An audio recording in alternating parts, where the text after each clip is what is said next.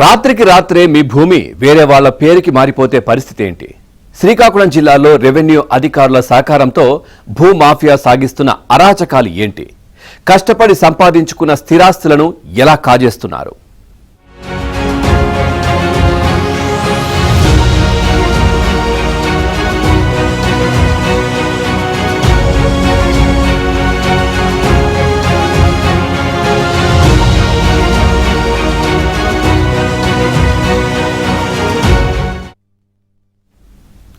శ్రీకాకుళం జిల్లాలో భూమాఫియా రోజురోజుకు రెచ్చిపోతోంది. కోర్టు వివాదాల్లో ఉన్న భూములను, ఖాళీ స్థలాలను టార్గెట్ చేస్తూ అక్రమార్కులు ఫేక్ డాక్యుమెంట్లతో దందాలు సాగిస్తున్నారు. కొందరి రెవెన్యూ అధికారుల అండదండలతో జరుగుతున్న ఈ ఘోరాలు నిజమైన భూ యజమానులను కన్నీరు పెట్టిస్తున్నాయి. కోట్ల విలువైన ఆస్తులు అన్యాక్రాంతం అవుతున్న వైనంపై ఏబిఎన్ ఫోకస్ ఇప్పుడు చూద్దాం.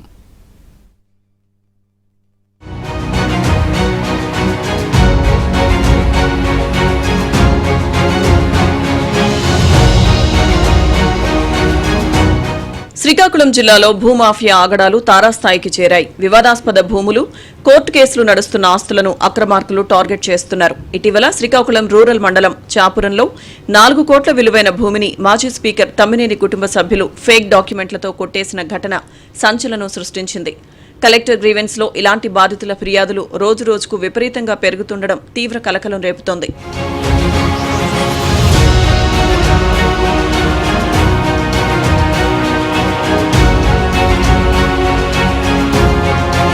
ఉద్యోగరీత్యా ఇతర ప్రాంతాల్లో నివసించే వారి స్థిరాస్తులకు కనీస రక్షణ కరువైంది. పొరపాటున భూ యజమాని మరణిస్తే చాలు ఆ ఆస్తి హక్కులను రాత్రికి రాత్రే వేరే వాళ్ల పేరు మీద మార్చేస్తున్నారు. భూమాఫియా సాగిస్తున్న ఈ అక్రమాలకు జిల్లాలోని కొంతమంది రెవెన్యూ సిబ్బంది అండగా నిలుస్తున్నారు. ఫలితంగా అమాయక భూ యజమానులు కార్యాలయాల చుట్టూ తిరుగుతూ తీవ్ర ఇబ్బందులు పడాల్సి వస్తుంది.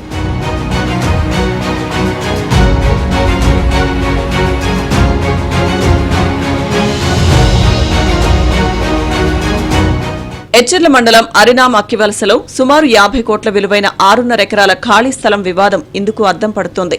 నేషనల్ హైవేకి ఆనుకుని ఉన్న సర్వే నెంబర్ 222/13, 223/54, 224/15 నంబర్లలోని ఈ భూమి ముద్దాడ దమయంతి పేరిట ఉంది. ఆమె మరణం తర్వాత వారసత్వ హక్కుల కోసం 2018 నుంచి కోర్టులో కేసు నడుస్తోంది. ఈ వివాదాస్పద భూమిని కబ్జా చేయడానికి అక్రమార్కులు పావులు కదుపుతున్నారు.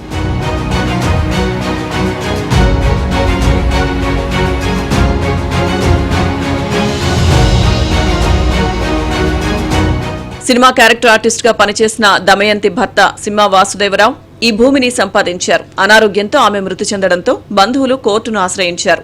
చట్ట ప్రకారం ఆ ఆస్తి తనకే చెందుతుందని వాసుదేవరావు కూడా పిటిషన్ వేశారు. అయితే వివాదం కోర్టులో పెండింగ్ లో ఉండగానే చెన్నైకి చెందిన రావిప్రసాద్ కన్ను ఈ స్థలంపై పడడంతో అసలు నాటకం తెరపైకి వచ్చింది.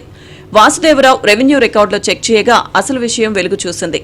చెన్నైకి చెందిన రావిప్రసాద్ తన పేరు మీద వీలునామా సృష్టించి 1B పత్రాలు ఇవ్వాలని ఎచ్చెర్ల ఎంఆర్ఓను కోరాడు.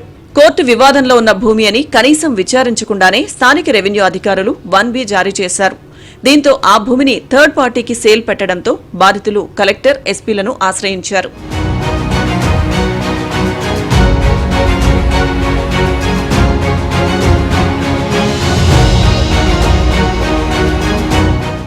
నర్సనపేట తహసీల్దార్ గతంలో వాసుదేవరావుకే ఫ్యామిలీ మెంబర్ సర్టిఫికేట్ కూడా జారీ చేశారు.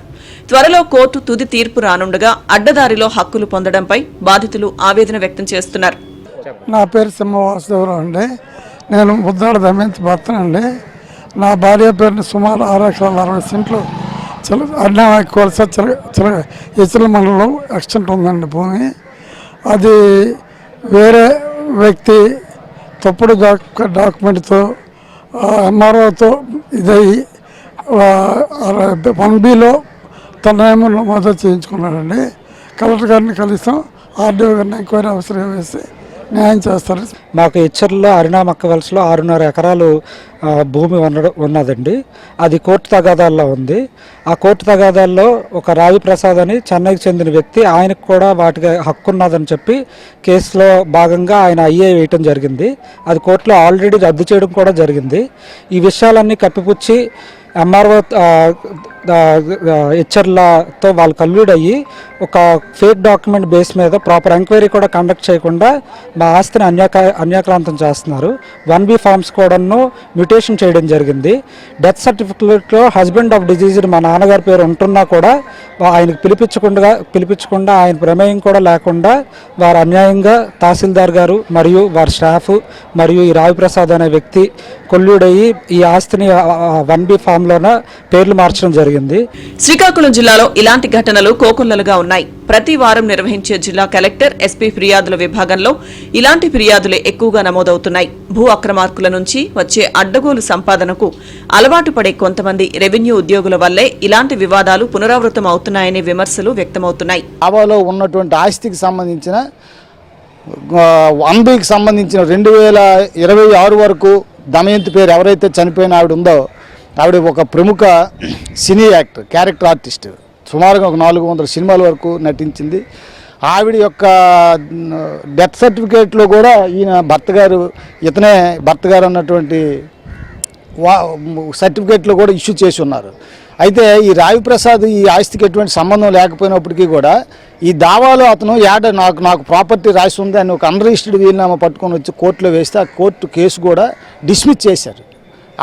ఆయన వేసినటువంటి పిటిషన్ అది డిస్మిస్ చేసిన తర్వాత ఎటువంటి అపీల్ కట్ట వెళ్లకుండా ఏదో ఒక పత్రాలు చూపించి 1B పేరులో తీరామాస్ చూస్తే ఇప్పుడు 1Bలో రావిప్రసాద్ ఈయన దమయంతి పేరు తొలగించి రావిప్రసాద్ అన్నటువంటి పేరుతో 1B వచ్చింది. అంటే ఈ కోట్ల ఆస్తికి సంబంధించి ఒక పద్ధతి పాడు లేకుండా చట్టం అంటూ ఒకటి ఉంది. ఎవరికైనా సరే ఒకరి నుంచి ఇంకొకరు వేరే పేరు రాయాలని అంటే దానికి ఒక ప్రొసీజర్ ఉంది. ఆ చనిపోయిన వాళ్ళకు వారసులు ఎవరు, ఆవిడ ఎక్కడున్నటువంటిది, ఆవిడకి సంబంధించి ఎటువంటి ఆ దరఖాస్తు ఏదైనా ఉందా లేదా అని విచారణ చేసి సహజ న్యాయ సూత్రాలు అవి ఆవిడ వారసులు ఎవరైనా ఉన్నారా లేరని ఎంక్వైరీ చేసిన తర్వాత ఎంక్వైరీ చేసిన తర్వాత మంజూరు చేయాలి ఇటువంటి పత్రాలు. ఎటువంటి ఎంక్వైరీ లేకుండా ఈయన వయసు ఇప్పుడు సుమారుగా 70 సంవత్సరాలు పైబడి ఉంటుంది.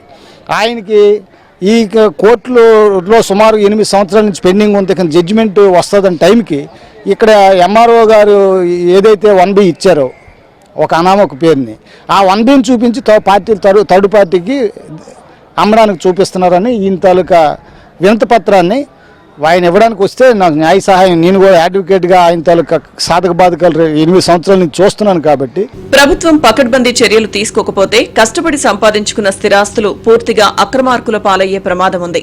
కష్టపడి సంపాదించుకున్న ఆస్తులు కాపాడుకోవాలంటే ప్రతి ఒక్కరూ ఎప్పటికప్పుడు రెవెన్యూ రికార్డులను చెక్ చేసుకోవడం ఎంతైనా అవసరం. లేదంటే మీ భూమి కూడా రాత్రికి రాత్రే అన్యాక్రాంతమయ్యే ప్రమాదం పొంచి ఉంది.